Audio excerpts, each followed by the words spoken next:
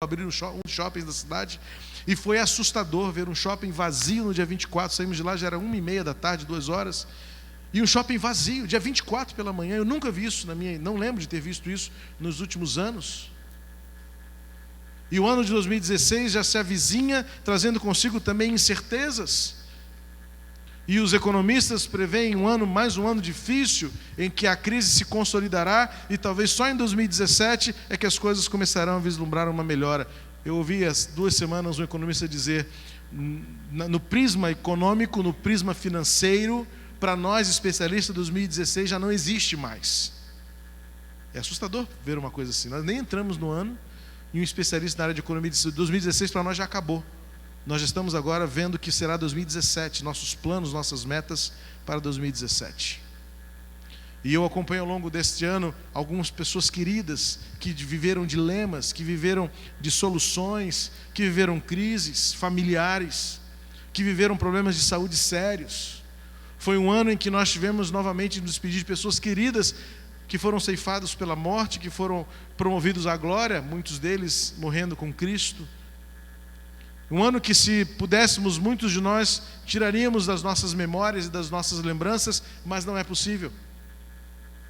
E ao contrário do que a gente gostaria que fosse, o escritor aos Hebreus exatamente começa esse trecho dizendo, lembrem-se. Mas se eu pudesse me esquecer. Mas nem sempre, a nossa memória às vezes é traíra, porque a gente se esquece do que a gente precisava lembrar, e a gente não se esquece daquilo que a gente gostaria de esquecer.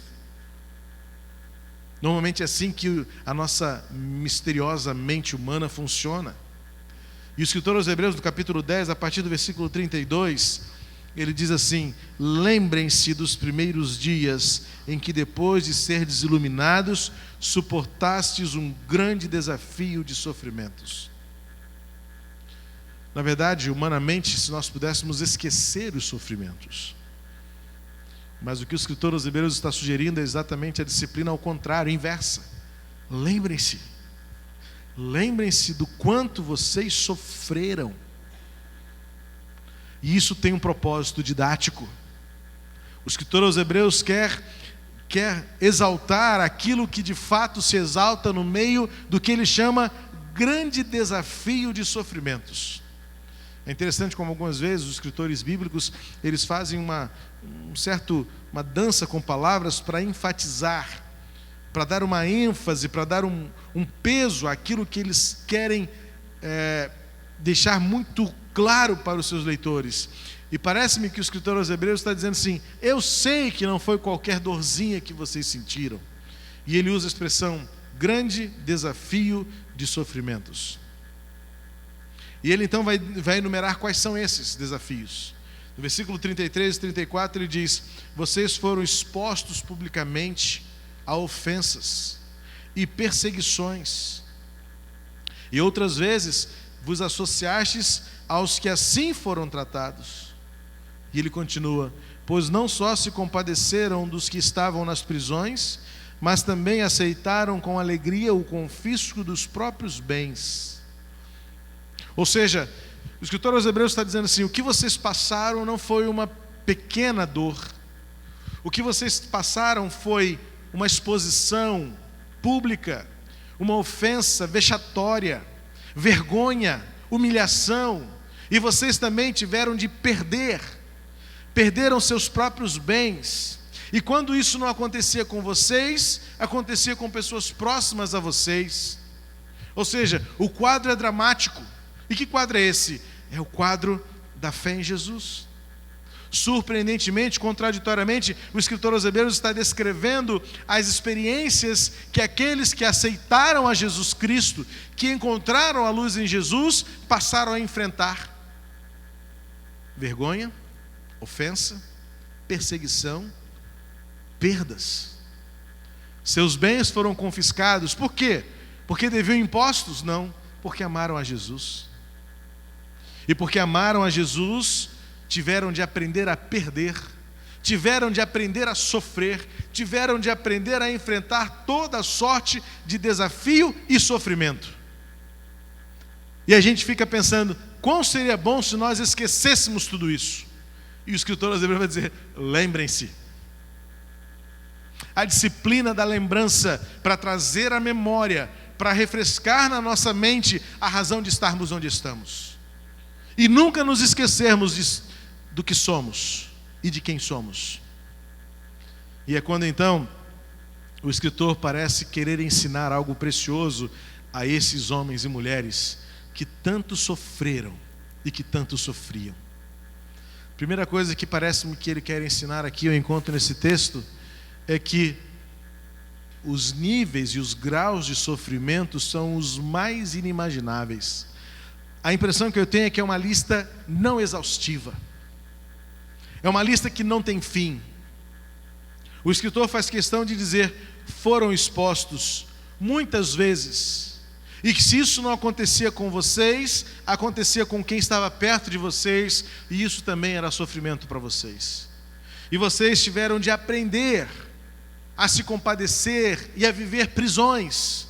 Vocês tiveram de aprender e aceitar com alegria quando vocês perdiam bens. O escritor aos Hebreus está querendo dizer: lembrem-se, tudo o que vocês aprenderam enquanto atravessaram o deserto do sofrimento por Cristo. 2015 pode ter sido um ano dificílimo para muitos de nós. E ainda que não tenha sido especificamente conosco, se foi para alguém próximo de nós, isto ressalta o valor da comunhão. E esta para mim é uma segunda lição preciosa neste texto, em que o escritor aos Hebreus está dizendo: se alguma coisa acaba tendo sentido no meio do sofrimento, é o valor que temos uns para os outros. Porque o escritor vai dizer: vocês não só se compadeceram com os que foram presos, vocês não só se aliaram aos que sofreram, aos que foram envergonhados, mas vocês mesmos também tiveram de aprender, tiveram de compreender o significado de perder. Porque na verdade é que não há ninguém que queira ganhar algo do Senhor se não estiver disposto a perder algo pelo Senhor. Esta é a lógica do reino de Deus. Esta é a lógica da vida com Cristo. Eu li recentemente uma frase, foi essa semana ainda, no início dessa semana antes do Natal, alguém postou uma frase no Instagram, e eu gostei da frase, foi de um dos autores que eu mais prefiro, que eu mais gosto, e dizia o seguinte: evangelho é para salvação. Se você quer ter prosperidade, se você quer ter dinheiro, e se você quer fama, trabalhe para isso. Mas hoje a gente inverte as coisas. A gente quer o evangelho para ficar rico, a gente quer o evangelho para aparecer, a gente quer o evangelho para ficar famoso, a gente quer o evangelho para ter prosperidade, a gente quer o evangelho para não sofrer. E a salvação?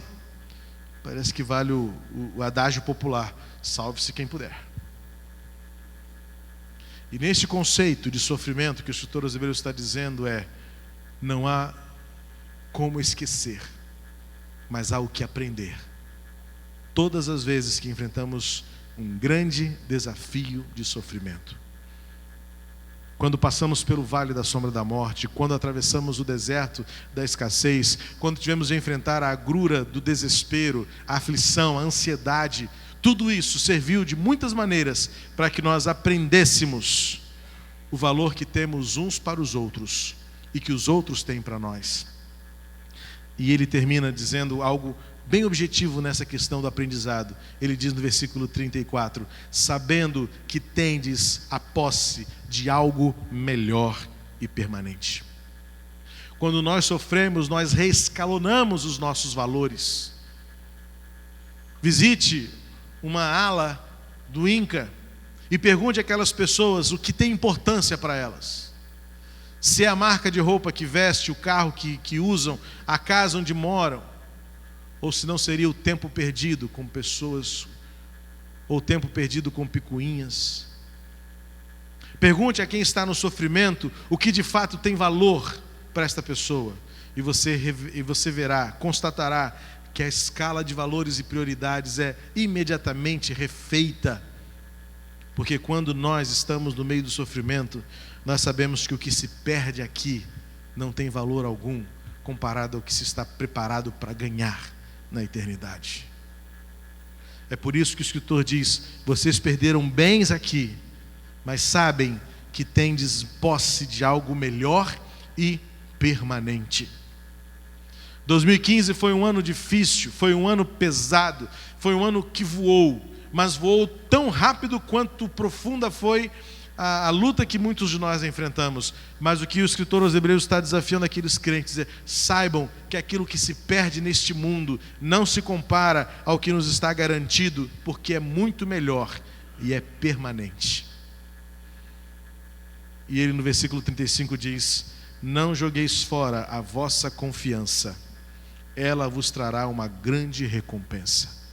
Ao passo em que olhamos para trás, não somos capazes de esquecer o que passou, mas podemos aprender com aquilo que vivemos. Olhamos para frente e temos confiança de que o futuro ainda nos reserva coisas muito melhores. Ou seja, diante dos prognósticos, diante das perspectivas, e agora essa semana nossos jornais e a mídia vai estar cheia disso: previsões, vidências, expectativas, prognósticos, cartomantes e visionários vão dizer o que vai acontecer este ano, quem vai morrer, quem vai fazer isso, quem vai fazer aquilo. Mas nós nos manteremos firmes apenas a nossa confiança de que a promessa de Deus se cumprirá totalmente. E no que está a esperança desses cristãos? O versículo 36 e 37 diz: promessa, vontade de Deus. E o versículo 37 diz: aquele que vem virá. A expectativa de que o Senhor não tardará e de que a fé nele será contemplada. E por isso ele termina o versículo 39 dizendo: por isso nós não somos os que recuam, nós não somos os que desistem, nós não somos os que arregam toda a esperança e toda a força. Nós não pedimos arrego diante do sofrimento, mas nós mantemos de pé a nossa certeza de que o melhor ainda virá. E se não vier aqui nesta terra, virá nos céus, para onde nós iremos com Jesus Cristo. Nós cremos para a preservação da vida. O escritor aos Hebreus termina entusiasmadamente, termina esfuziante, dizendo: eu não sou contado com os que desistem, eu não sou contado com aqueles que se sentem destruídos, eu não sou contado com aqueles que desanimam, mas eu quero estar alistado naqueles que permanecem de pé. Eu quero estar contado junto com aqueles que estarão no final, junto daqueles que verão a vida preservar e a vida valer a pena. Nós seremos os entusiasmados, com a certeza de que a promessa de Deus se cumprirá. Que o ano de 2015 seja para nós hoje uma lembrança de grande desafio e de sofrimentos, mas que em cada um deles nós aprendemos o valor uns dos outros, nós aprendemos o valor das coisas que são permanentes, nós aprendemos o valor das promessas de Deus. E olhando para o futuro, mantenhamos a confiança de que nenhuma promessa deixará de se cumprir. E no final, a preservação da vida prevalecerá. Por isso eu creio, por isso eu prossigo. Não sou, não seremos e não somos como aqueles que desistem, mas que olhamos para o futuro e dizemos: no final, valerá a pena. Nosso Deus e nosso Pai, muito obrigado, Senhor, porque no final a nossa fé há de ser contemplada, e no final a esperança e a confiança serão recompensadas com algo muito maior e permanente diante daquilo que tivemos e vivemos aqui na terra. Obrigado, Senhor, pela viva esperança que nos move para além, que nos move para depois e que nos faz enxergar adiante e crer que sempre valerá a pena confiar e esperar, porque tão certo o Senhor virá para nos buscar. Obrigado, Senhor, pelo ano que está terminando. Obrigado por todos os domingos em que estivemos reunidos aqui neste lugar, todas as manhãs, celebrando a Tua fidelidade e o Teu amor por nós. E agora, Senhor, renova em nós a força, o ânimo, a coragem e a confiança, que não decepciona, pois estão firmados em Ti, naquilo que está por vir, porque nós cremos para vencer, cremos para recebermos a recompensa que nos está guardada no céu. Obrigado, Senhor, por tudo, inclusive e principalmente pela esperança. No nome de Jesus que eu oro. Amém.